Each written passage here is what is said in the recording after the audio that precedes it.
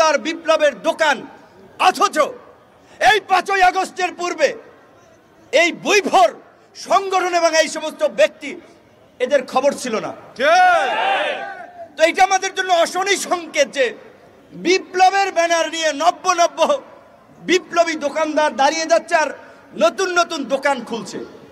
সাংবাদিক ভাইদেরকে বলতে চাই, সোশ্যাল মিডিয়ার অপারেটর, এখানে যারা ইউটিউব, ফেসবুক চ্যানেল অপারেট করেন, তাদেরকেও বলতে চাই, এইভাবে যদি আপনারাও বৈভর মানে বলতে গেলে কথাবার্তা অসংলগ্ন, স্বাভাবিক সুস্থতা আছে কিনা জানা নাই, এদের দেখে অনেকেই বোম ধরে আসিফ নজরুল ইউনুস স্যারের একটা ছবি লাগাইয়া, একটা থাম্বনেল লাগাইয়া একটা গরম হেডলাইন দিয়ে যে ইউনুসকে টেনে নামাতে হুমকি দিলেন অমুক, একই করলেন আসিফ নজরুল, বললেন ছাত্র নেতা, যুব নেতা, অমুক তমক। এই ধরনের এই যে চটকদার হেডলাইন করা, এটা তো একটু কমন সেন্সের বিষয় যে এইগুলো এইভাবে প্রচার করা উচিত না।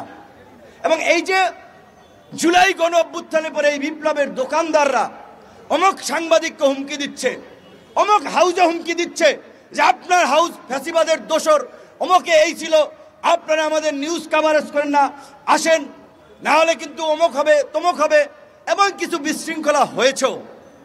এই বিশৃঙ্খলা এবং অতি উৎসাহী কর্মকাণ্ডে পরিষ্কারভাবে আমাদের বিন্দুমাত্র সমর্থন নাই।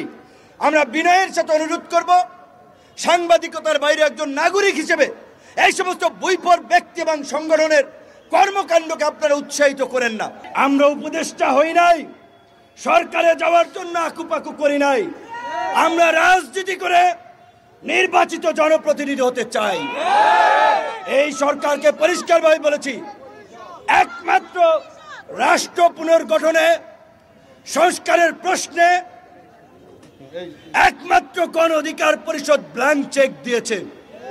আপনাদের যতদিন লাগে ক্ষমতায় থাকেন, আল্লাহর হস্তে এই যে আমাদের মধ্যে জুলাই বিপ্লবকে কেন্দ্র করেছে জাতীয় ঐক্য এবং সংহতি তৈরি হয়েছে, সেটার দিকে নজর দিয়ে সকলের মতামত নিয়ে রাষ্ট্র সংস্কার করুন।